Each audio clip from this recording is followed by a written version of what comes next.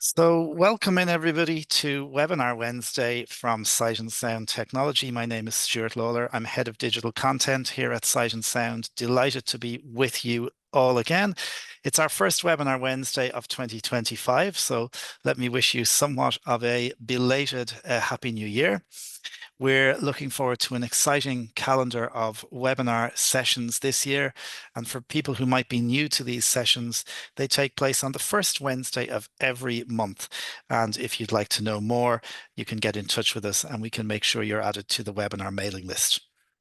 Now, it's 200 years this year since the invention of the Braille code. There's been lots of celebrations throughout the world, and there will continue to be for the remainder of this calendar year, no doubt. And at Sight and Sound Technology, of course, we're passionate about Braille and the independence and liberation it can bring to people who are blind or have low vision. And we're absolutely delighted that the BrailleDoodle from the TouchPad Pro Foundation has now entered our product portfolio. We have devices in our hands, and we're very excited about that.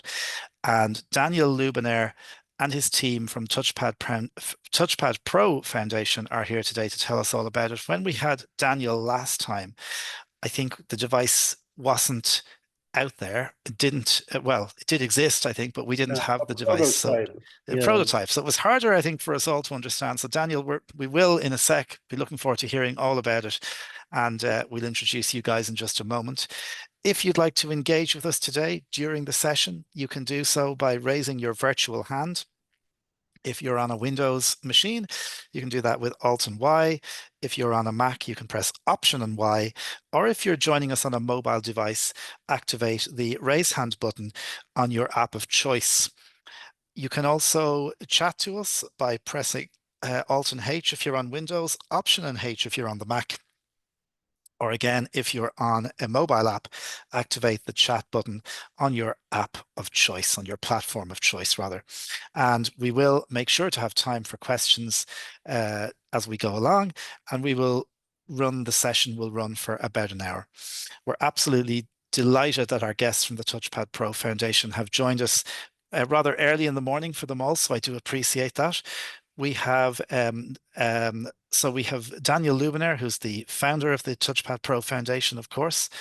We have Dawn Campbell from TouchPad Pro Foundation and Matthew Bullis from TouchPad Pro Foundation. So delighted to have you all with us.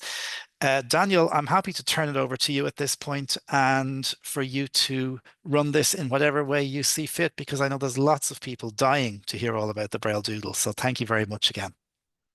Thank you so much, Stuart. That's what an introduction. Fabulous. Love that voice. So, I think you should definitely be in radio. Anyway, why don't we start, because I have a little bit of a spiel, a little story, so we'll start by just going around the room for introductions. So this is Dawn.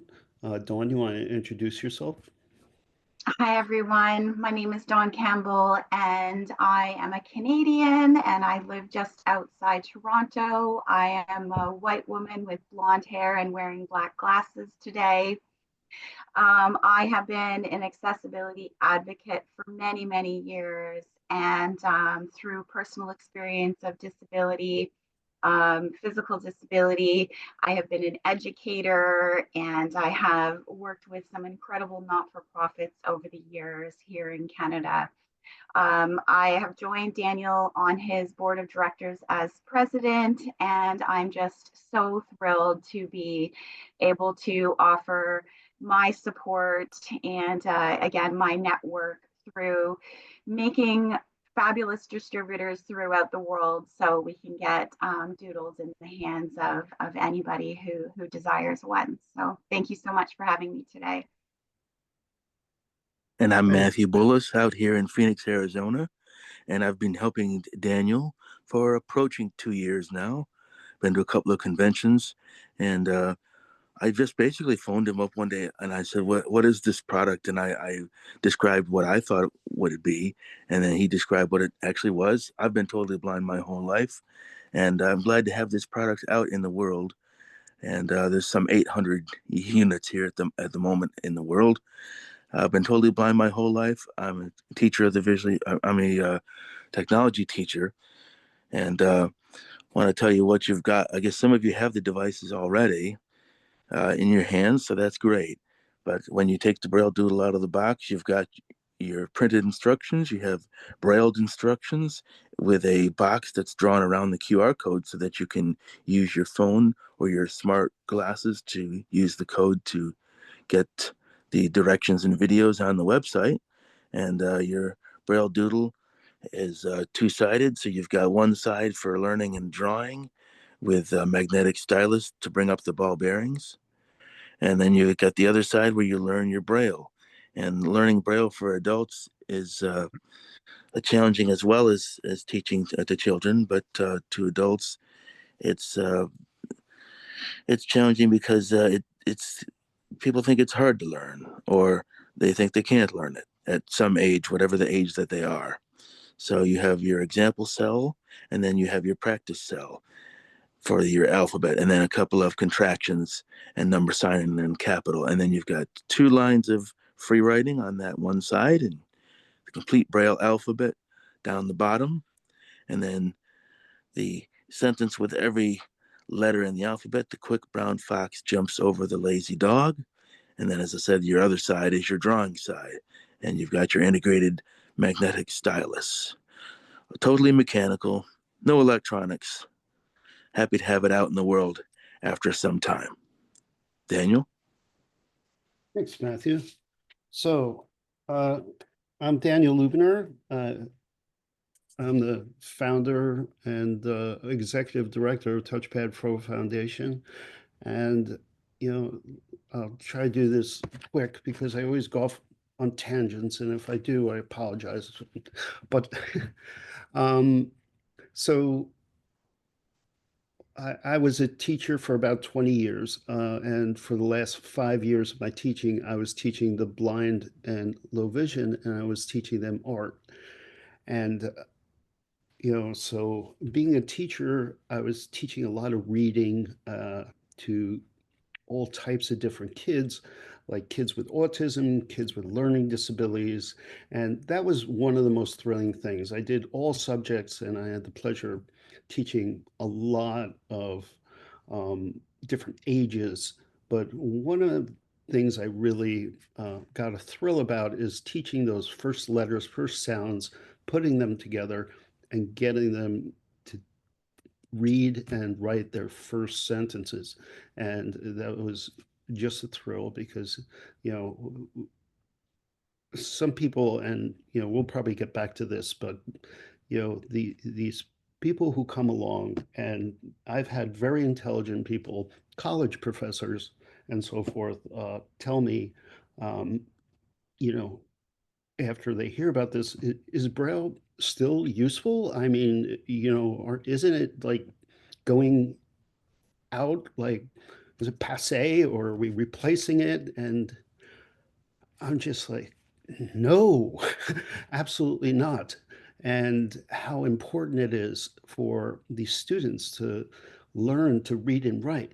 You know, I just want to I just call it illiteracy, if it's, because it seems like if you don't know Braille, like they don't really get it.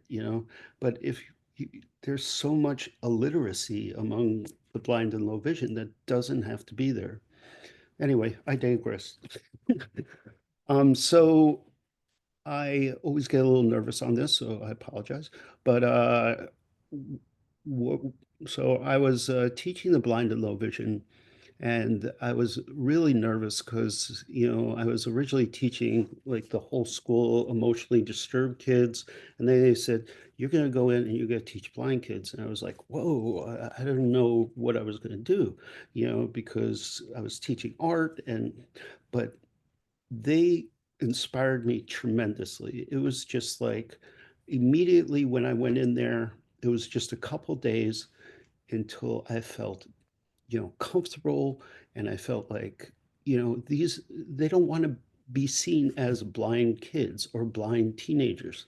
They're just teenagers. They're just kids. you know, they want to have fun. They want to, play games. They want to enjoy themselves. The teenagers want to flirt with each other and make out in the hallways, you know. It's like no different than the way we were when we were growing up. So I, it really made me, see the world, experience the world in a whole new way. Um, and then the pandemic hit. Okay, so the pandemic hit and everybody goes home, right? And we're told that we have to keep up our lessons or do the best we can using computers. And a lot of my kids were from the Bronx, Brooklyn, Queens. They didn't have like money going to Amazon. I couldn't say like, go get this thing from Amazon or something, and we could do things. So I was like singing songs, I was doing poetry, and it was just very frustrating. And then, as far as teaching Braille, I asked my TVIs because I got curious, and they're like, yeah, we're just doing the best we can. We're doing a little bit at a time and doing the best we can, but it was really, really slow going and struggling. So I had this thing from Amazon, and it kind of looked like this. It was smaller. Um, and, I was really excited when I saw it. Some of you might have seen it. But I brought it into my students and I thought it would be cool for them to check out, and they liked it. But every time they were um, touching it and stuff, I the think you have to ball. describe that this is audio only. So Oh, right, right, right. we have video right now, but there's an audio recording. So you've got a magnet tab, is it, or something? Yeah, well, I don't have the magnet tab with me. I'm just like, that's true, Matthew. Thanks for catching me. By the way, let me do my little description of what I'm holding here. Um, this is the BrailleDoodle, and Matthew did a good job describing it, and I'll try to add on more to that. So the BrailleDoodle is a two-sided device. As he said, it's in dark blue plastic, and on the one side we have larger balls on top that allow you to learn the Braille alphabet. And on the lower side, the lower half is smaller balls that let you practice the alphabet and do full words and sentences. But what I was describing just then was the other side.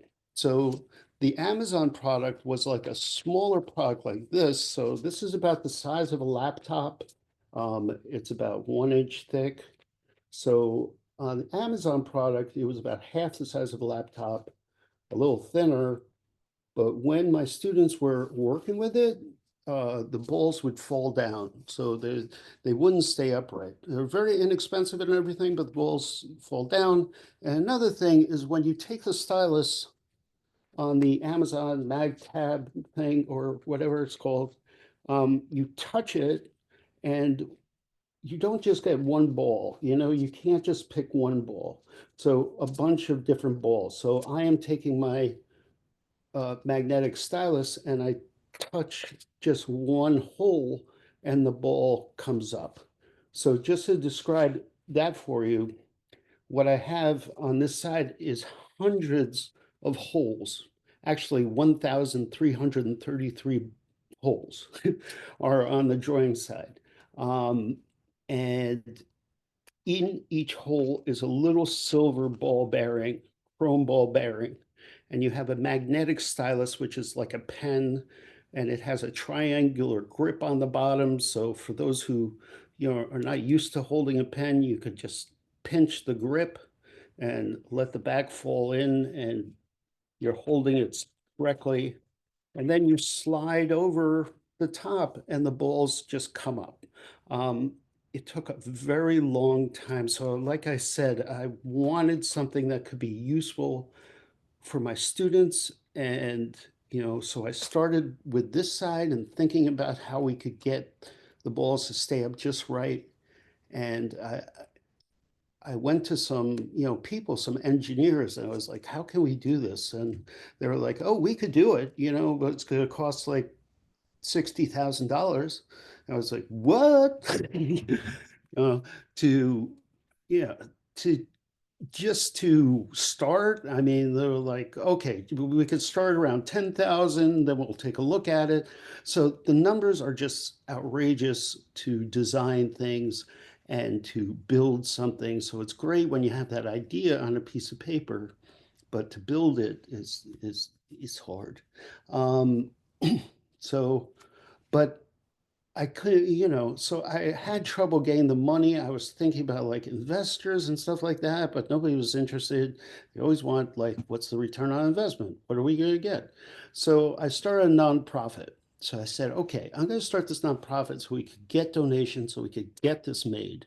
And not only that, we're going to get it made and we're going to be able to have enough money so it circulates in the money to be able to give these out to people and also to keep the price down, right?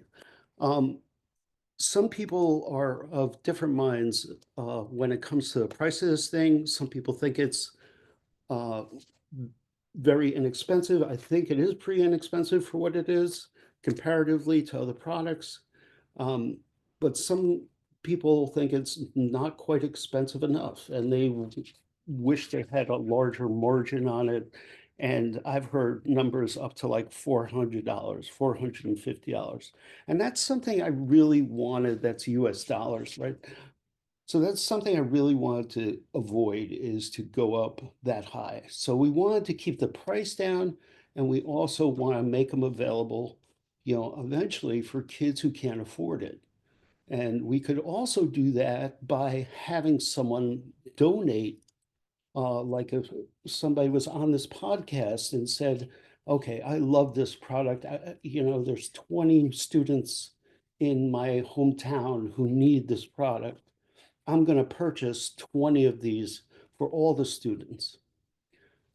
And so that's an exciting prospect too. So we have this BrailleDoodle. I'm not sure why I'm so, I gotta loosen up here. I gotta like shake it. Okay. Daniel, this Yeah. is this is Dawn.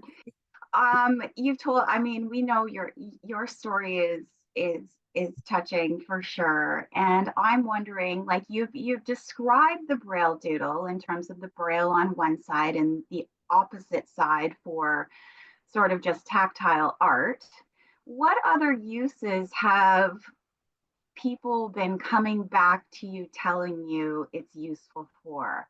I mean, we've mentioned art and we've mentioned Braille learning, but I know there's more. Can you describe any of that to Yeah, the of people course. on the call?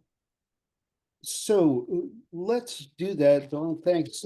That's like, we'll start on the Doodle side. So the Doodle side, like I said, has a huge array of holes and everything.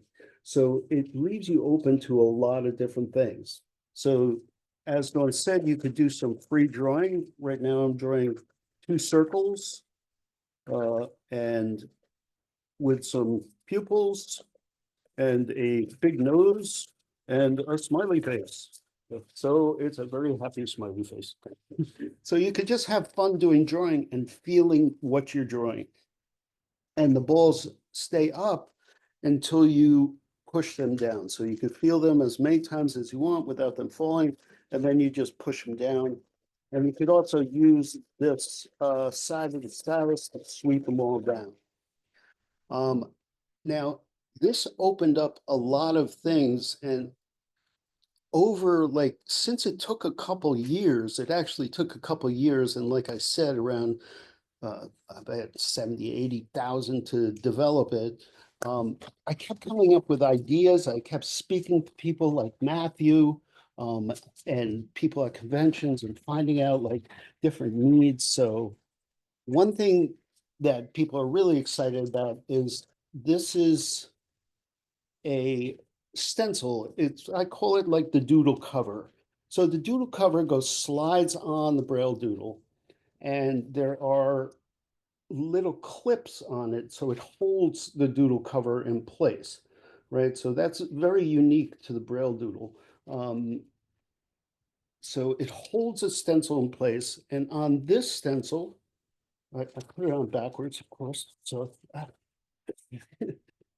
on this stencil is a house and two trees. It's a larger tree and a smaller tree.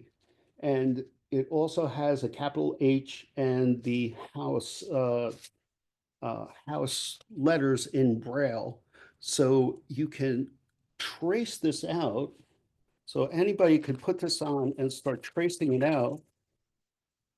And, as a teacher, and I'm sure there's some teachers on there, we could tell students about like perspective. We could tell students about how, things are and how to spell out things. And we could hand them like some graphics, that are in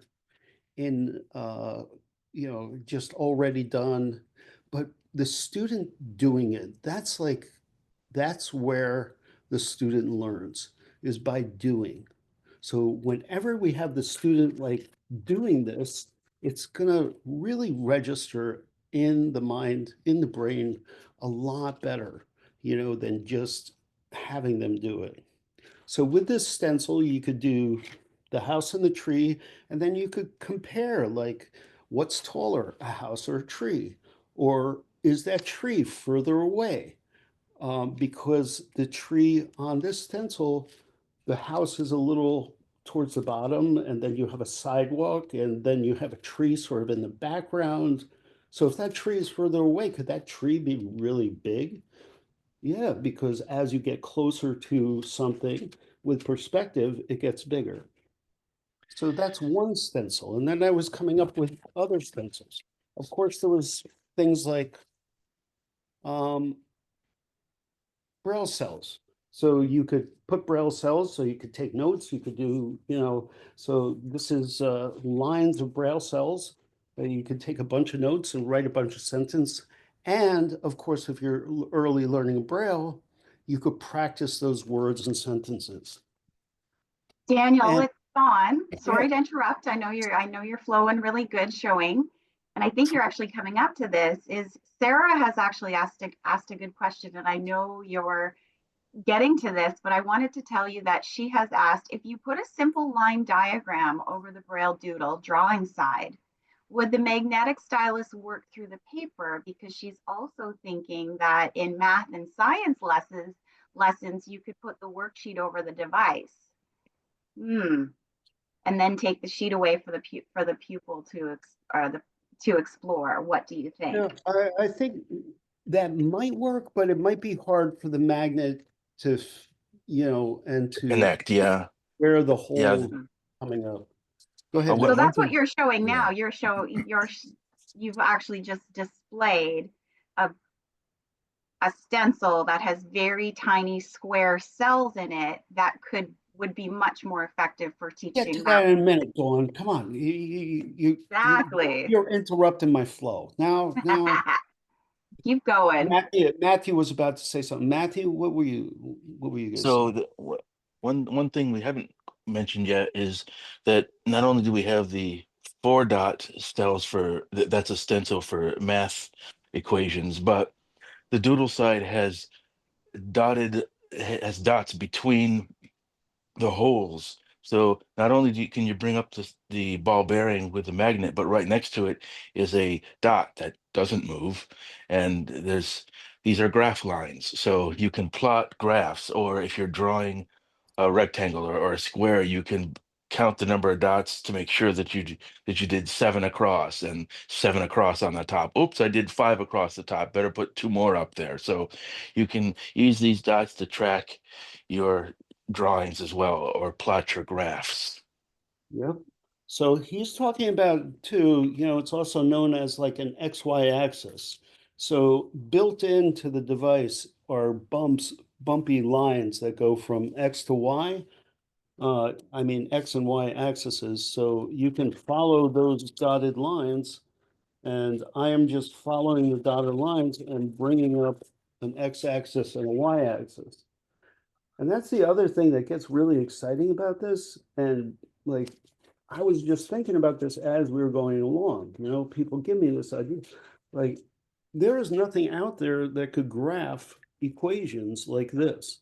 Okay, so if I do -3, 5, -2, 7, that sort of thing, you can graph those dots, and then I can combine the dots, and then we have that graphing of equations that really could not be done before on a lot of things. I mean, you can do it, and then you could hand it to the students and say, look, this is what it is.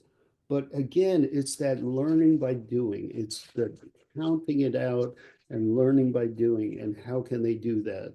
Right. We And 20 change it years, sorry. instantly. Yeah. Yeah, go ahead. So even 20 years ago, I mean, they had rubberized graph boards, and then but you still had to use your own push pins, and you had to use your own string to make the axis for the four quadrants, and it was a very large graph board. If I'd had this in college years ago, making the graphs would have been a whole lot easier. And of course, if you emboss a graph and then you need to change it, you've got to emboss it again or tear up the first one. So, and this product makes things a whole lot easier to quickly make adjustments. And there'd be nothing stopping someone using one of those Cricut machines to make their own stencils, so that you could slide your custom stencil in there, and then you could uh, have the student draw out whatever you've made there. That's another very important point is, and someone was asking that question about, how can they do something custom by laying a piece of paper over there? You can probably turn whatever you want to into some type of stencil. And it's not that hard nowadays with the new inventions of like he said, the Cricut, where it takes something and it cuts it out for you. So you could do that. Let me tell you about one last stencil real quick, and then I want to get to the Braille instructional side. So this last stencil breaks it up all into cubes. I call it the math doodle doodle cover. So the math doodle cover, well, that's a mouthful, goes on there, and it breaks it up all into squares. So you have 2 by 2 squares. And also down it's 150 US dollars, by the way. So that I just keeps, oh, okay, ADHD. Okay. Down the side and across the bottom are just indicators 1, 2, 3, 4, 5, and across the bottom. So we could do graphs of like bar graphs of horses. Like, let's say there's 3 horses, 4 dogs, 5 elephants. I don't know why elephants, and 2 cats. I did 3. Look, I did 3 by accident, so I could just push these back down, and now I have the 2 cats. But what if the cats had kittens? Okay. So the cats have kittens, so now there's 3 more kittens that we add on there, or 4 more kittens. And so immediately we have that ability to change the graphs, just like that. And there's really nothing out there that's like that. The other thing I wanted to point out is that there was a device that gave me the idea of dividing this up into cubes. It was like this math thing that you dump it out, and there's like 100 tiny cubes that you turn it in different directions, and it makes every Braille number. Because with the Braille numbers, all you need is the top 4 dots, right? So you could line up and create multiplication problems and division problems and do long division and that type of thing by lining up these tiny cubes. But I think they would be kind of cumbersome and kind of hard to deal with. So I was thinking, like, if we could do that on here, So now that's divided all up into squares.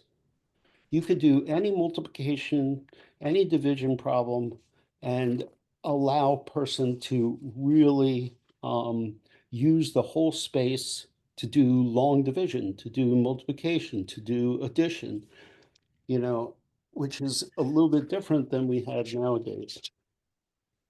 Okay, Daniel, do you mind if I jump in just with a couple absolutely. of, Jump I'm in just watching, anytime. no Sure. problem. I'm watching chat and I know that Dawn is as well and is actually responding to some questions, which is great. I just had two that have popped up that I spotted. And one is from Jackie, who's making the point that you could use the reverse side of the Braille Doodle to draw print letters to let people see what print letters look like, which is definitely an interesting usage. And we had another query from somebody who's asking for maybe Braille users who are heavy-handed. Is there a danger that the ball bearings might get pushed back in and they wouldn't get a true reflection of the Braille cell? So I suppose when they were creating Braille. That's an excellent question. And you know, I was just getting to the Braille instruction, and what's exciting, Stuart, is like that we originally when I was doing this, I was thinking kids, like little kids are going to have a great time with this. They're going to draw pictures. They're going to be able to, you know, just start off with Braille. But now 50%, more than 50% of our customers have been adults because adults not only love the idea of you know, the drawing and maybe sharing with their children or grandchildren, they also love the fact that you can learn early Braille and it's like no pressure and it's kind of fun and it just shows you what to do and it shows you how to go along. And it's also nice and large at first, you know, so you can feel it. So adults who are not used to feeling something so small or might have lost some feeling in their fingers, they're able to feel those balls without them falling down. And like I am now picking up some of the balls on the Braille cells that are on the Braille cell side. And when I can even scrub them, which you're not supposed to do, you're not supposed to scrub them, but I could go back and forth and they don't fall down. So I could touch them as many times as I like. They don't fall because underneath every single ball bearing is a tiny spring, and that's our secret sauce. Okay, so don't tell anybody, you know, but that's no. There's a tiny little spring under there that's made of plastic that, you know, that just lets the ball stick up there, and then we had to get it just right so it pushes back down when you're ready. And the top here, it demonstrates, like Matthew started saying, there's a demonstration cell and a practice cell. So in the demonstration cell, it shows you the dots like 1, 2, 3, 4, 5, 6, but only dot number 1. So I'm pointing to the upper left-hand corner of the Braille Doodle where there's a rectangle that's, you know, sort of separated by ridges.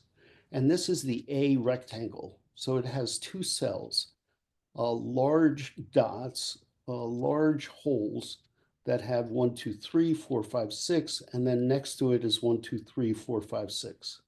And in the first cell, only the 1 works. So I can try to hit all the dots, but only the 1 dot 1 works. So it's showing you what an A is.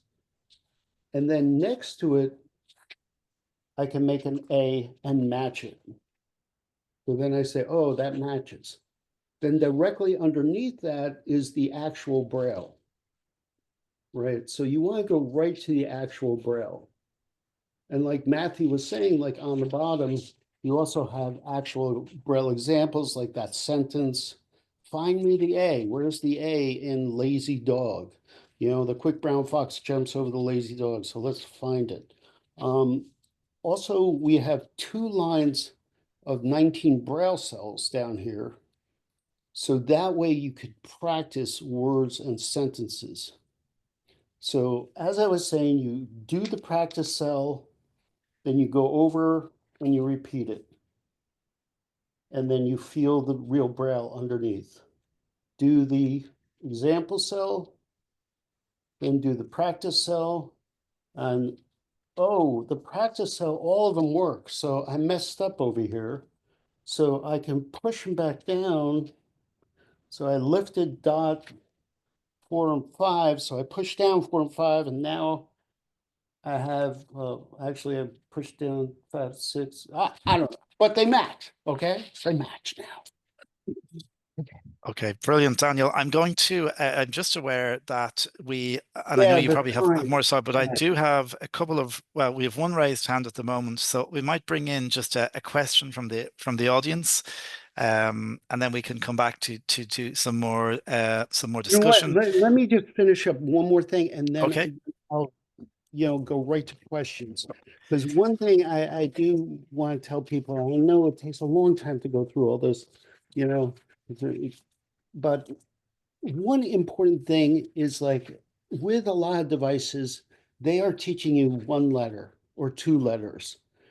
And then you're trying to do something in words and sentences, maybe using a Braille typewriter or something. But you have to go right to words and sentences. When we're teaching reading and writing, you have to learn k, at, cat, fat, mat, sat. The fat cat sat on a mat. So you have to be able to use these 19 Braille cells down here. So right now, doing capital sign, D, A, N, I, E, L, and I wrote my name on the bottom, Daniel. So you have to be able to jump right to words and sentences. So that's another beautiful thing about the BrailleDoodle that, it just came to me from years of doing this. And I just, you know, I was just inspired by all the students over the years. And, I'm 58 years old now on Saturday. Woohoo, birthday Saturday. But so starting a whole new thing at 58, it's pretty wild, but I think it's all led me up to make this pretty cool thing. Okay, thank you, Daniel, and an early happy birthday, of course. Okay, so I just want to give people a chance to ask a few questions. There may be other things. I know, as I say, Dawn has been sort of responding to some queries on chat, and there's been loads of interesting questions coming up that I see people are asking. If you want to raise your hand and ask a question, you can do that by pressing Alt and Y if you're on a Mac. Sorry, if you're on Windows, and if you're on a Mac, it's Option and Y, or activate the raise hand button on your app of choice. Sandy Tompkins, who I know because I've been chatting to Sandy about this, is very interested in the BrailleDoodle. Poor Sandy has been waiting for ages. So Sandy, you should be able to unmute yourself, I hope. And I think we have you. Yeah, hang on, just turn my voice off. There, can you hear me? we can. Oh, good. Right.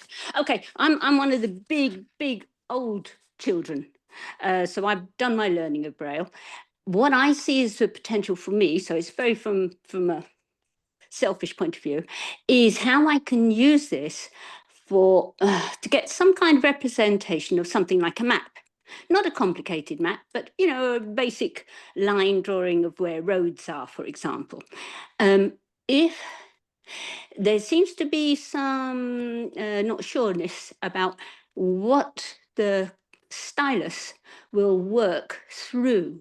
So, for example, if I had a paper map and I placed it over the doodle and could then use the stylus, you can use magnets through mediums, because in clothes you can have a magnified thing, which is on one side, it's the inside of the magnet, the outside is your device, and it sticks through the cloth. So I'm thinking it may be possible, because to be able to just do some simple line drawings and take the paper away and have those lines raised will be brilliant. So I'm just wondering if that's a possibility, and if not, if there's any thinking of how it could be done. apart from that, I really love this idea. I like it being non-electric, and I'm mad on technology, but I really like this being non-electric and good for children, but also for us more mature ones. More mature ones. That's a great way of putting it. I'm gonna say that as well. You know what I'm doing right now? I just drew a couple lines on a piece of paper, and now I'm gonna try it because this is interesting to me. But let me bop it across these lines and see what happens. Yeah. Yeah, we have something. So that was a great suggestion, and it works.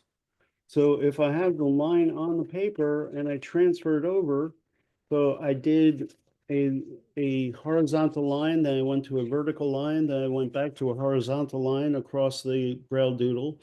I did that on a piece of paper, and then I put the piece of paper on top, did what you said, and it did work out. So thank you for that. That's something I will definitely tell others about. And the O&Ms are also very excited about this. So they'll be able to do like maps on the fly. So that's another thing that really has gained some excitement are the maps. Like, so if we're here, you have to go down here. I'm drawing a vertical line going down about, 20 dots, and then I'll go across 30 dots, and then I'll go down, and maybe I have to make a left again. I'll go horizontally again, 20 dots. And that way somebody could follow that just as you're going along and teaching some cane skills. And also you could use the dots to be like representation of strides or something to that effect, like, so there's 20 dots, so that's 20 strides before you make a right. So it's really cool, And another thing, I just think that's crazy. Like, one thing I've always seen is like there's intersections that, you don't have just one street going horizontally and one street there, but you have another street coming in over here and another street coming out over here. And maybe there's like a circle going over here, but there's, so to be able to represent these things on the fly and say, so here's a street here, there's a sort of a street coming in at an angle.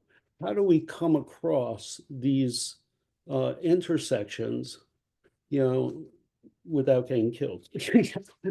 But so it's just another way of being to do O&M on the fly. Okay, thanks, Daniel. I'm going to, I'm sorry, there were some other questions coming in on chat. I did see one on price, and in the UK, that's £142 on the on our website at the moment. So I do have more hands raised, so I want to bring in Anne Hamilton, and then we'll go to Jackie Brown. So Anne, you should be able to unmute yourself, I hope. You should get a little prompt to unmute yourself. Hi, Anne. Hi there. Hello. Hello. How are you? You should be able to hear me now. Yeah, hopefully. We can hear you, Anne. Right, okay, yeah, good, that's super. Right, thank you, Daniel, for that explanation about representing streets. I'm having one, if not two. I'm involved in my local community, and there's a lot of regeneration. I have got a good visual memory of how things were like 30 years ago. If I present the doodle to, colleagues and people and say, give me a quick line drawing of how this would look, this is going to make life so much easier for me. I also go out walking. We have a new bridge. I just can't get the shape of it in my head, but my brother-in-law is an artist. He gives me a quick line drawing. So if it's not too heavy, I think this is going to be with my Braille Focus 14 and a doodle. I'll be just walking about the world feeling great. So so many uses Brilliant, for it. Anne. Yeah. Well, that's great. Brilliant. That's great. Yeah. So I think my question was, how much does it weigh? How much does it weigh? That's a good question. It's a little on the heavier side. because there's so many ball bearings in there. But It's just under 3 pounds. thank you, Matthew. Just under 3 pounds. Just under 3 Okay, pounds. what's that in metric? Let's see, Oh. kilogram. What is it? 1.5 kilograms, something like that. That's nothing. Yeah, Yeah, okay. no, it's Right. not too heavy, Anne. I think you'd stick Yeah, it in yeah. your bag or something. Yeah. And it's Right. Matthew Oh, yeah. speaking again, by the way. Right, Matthew, sorry, right. Super.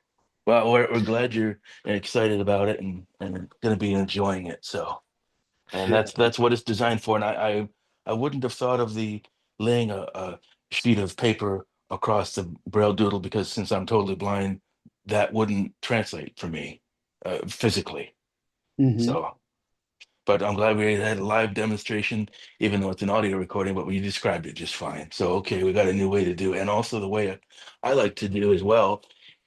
This is not in the box, but if you have a bar magnet, you could bring up all the ball bearings on the doodle side and then press your hands down like you're modeling clay or finger painting and just make a negative impression like that. That's another thing I like to do with it.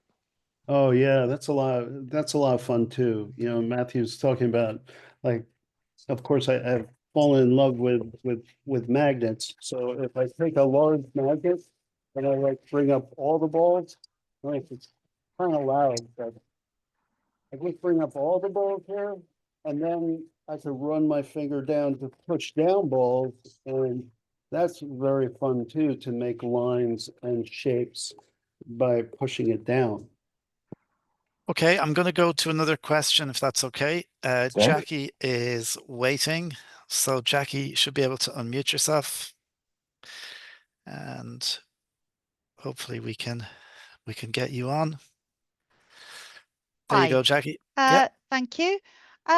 Yeah, I've had mine about 10 days, and I think it's a really, really good little tool. But I would like to ask you, Daniel, about drawing circles, because I find if you want to draw curves going round, it can be a little bit more tricky than, doing lines.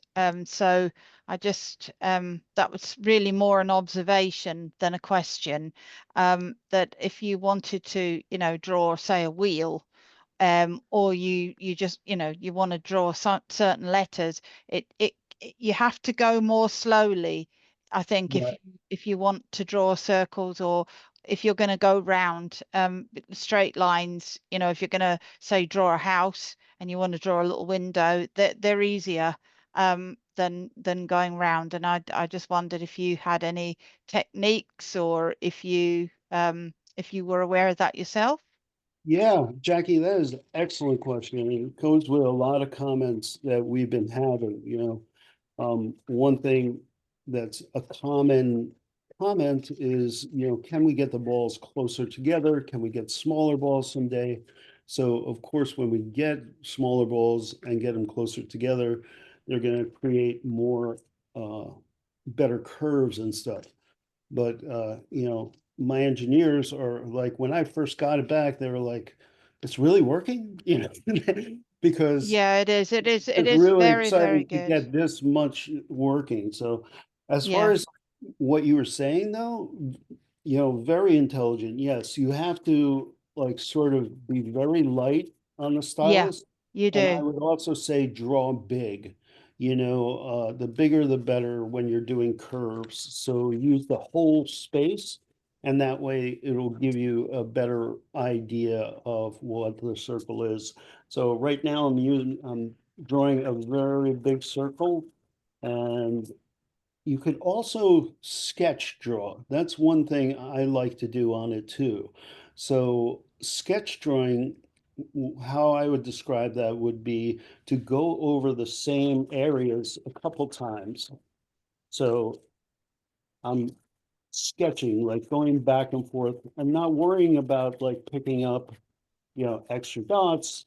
So now it's sort of like a thick line of a circle that's come around, Yeah. so it's like two dots thick all the way around. Interestingly, it was exactly when I opened the the BrailleDoodle because I started off a couple of years ago when this was first on Kickstarter. I signed up for it Well, then. thank you so Yeah. much for supporting us for so long. Yeah, well, it was worth waiting for, but when I opened it, it was exactly as I imagined it would be. I never thought it would be any different to how it is. I just had this picture in my mind of how it would work, and I was really quite pleased to see when I took it out of the box. I even like the touch of having the pen, if you like, the stylus tucked in at the end on its little elastic cord. I just think it's great, and I'm looking forward to sharing it with my grandchildren and also the young people that I work with in education. So, you know, it's a great product. It's very low tech, and if you've got a spare 100 quid or so, go for one. Well, I'm glad to hear you Brilliant, say brilliant. that. Thanks, Jackie. This is Matthew speaking again. We're glad. A lot of people have said that about sharing it with their kids and grandkids, and also if people are out there that who have not filled out their survey, if they're on Kickstarter and they have not filled out their survey, please get in touch with us. We want you to have it. It's out here in the world, some 800 or more units. Get in touch with us if you haven't done your survey. Okay, brilliant. And that's for people on Kickstarter who Right. signed up. Yeah, okay. So we're going to keep going. I have some more questions. So we have Ken Knowles, who has his hand raised. So Ken, hopefully you can unmute yourself, and we hopefully will be able to get you on. And if anyone else wants to raise their hand, we have a few minutes left. Alt and Y, Option and Y, or look for the raise hand button. Ken, I'm going to try and bring you in again. Hopefully you should get a little request on Zoom to unmute yourself. Just tap the unmute button. And if we don't seem to be able to get you unmuted, Ken, don't know if you can, going to just try once more. Sure. Dawn Yep. here. It's Dawn here. Ken has Yep. been asking a lot of questions in the chat box, and I'm not sure how accessible the chat is to him. But Ken, Okay. I know you asked a lot of questions around the measurements. And so the measurements, the length is 12.8 inches or 325 millimeters. The width is 9.25 inches or 235 millimeters. The thickness is 1.1 inch and 27 millimeters. And I've also put for anybody a couple of times now, I've put a link in the chat box, and that will take you directly to a very descriptive alt text version of what the BrailleDoodle is. And I know Daniel put a lot of thought into the alt text to really fully describe what it is the BrailleDoodle is there. So that can also be found on the website www.touchpadprofoundation.org. So Thank you, Dawn. I tried to answer those questions as much as I could in the chat. Yeah, no, that's great. And thank you for doing that. And if anyone has follow-up questions after today, there may be things that maybe we didn't get to, then please get in touch with us as well here at Sight and Sound. Either sightandsound.co.uk is the website, or you can contact me directly if you want, and I'm happy to either answer the question or pass it on to one of our sales colleagues. Or you can always email info@sightandsound.co.uk and somebody will address your question. Yeah, Dawn brought up a really good point, which is I did spend hours and hours and hours just trying to make the website accessible, but also in a way that there's a directions web page. So it says directions, TouchPad Pro Foundation. So TouchPad Pro Foundation is our foundation, the nonprofit, as you said, as I was saying before, but touchpadprofoundation.org/directions. That'll give you sort of instructional videos and text as if you were just taking it out of the box for the first time. And Matthew helped me out a lot with this. So if a blind adult was taking it out of the box for first time, lining it up, how would you start with it? And it even goes into other videos where you're doing your first Braille lessons. So you could go through that, and I try to be very, very descriptive, so it's accessible to all. I've seen some of those videos on the website as well, Daniel. They're really good, and I would advise anyone to try those out. If you're even if you don't have a Braille Doodle, it's a great way to get an idea, some ideas into your head before you get the device. Thanks, Stuart. It means a lot. Yeah, And they're really good. I love things like, somebody was saying about circles, comments like that, and the paper thing. Like, I'm learning all the time. That's a beautiful thing. I'm just learning all the time. So if you have any questions or comments, please reach out to me directly, or you can reach out to Dawn or Matthew. Matthew answers a lot of questions, because I'm a sighted person. I should probably said that before, but Matthew, answers. He's our chief experience officer, so he's really been great with blind customers, because of course he has that experience since childhood. So you can reach out to me, Daniel at touchpadprofoundation.org, or Dawn at touchpadprofoundation.org, or Matthew, yada, yada, yada, yada. Yeah. Okay. Okay. Guys, thanks a million. Dawn, Matthew, and of course, Daniel, thank you so much for giving us your time and for sharing your passion for Braille and for making the world a more accessible place, and for making that a reality. I think that there's lots of interest in the Braille Doodle, and it's something a lot of people are going to want to get their hands on in the next little while. So we appreciate everybody joining us today. Thank you for attending our webinar Wednesday session. We'll be back in a month's time, in exactly 4 weeks actually from today. And until then, from Stuart Lawler and everyone at Sight and Sound, take care, and thank you very much.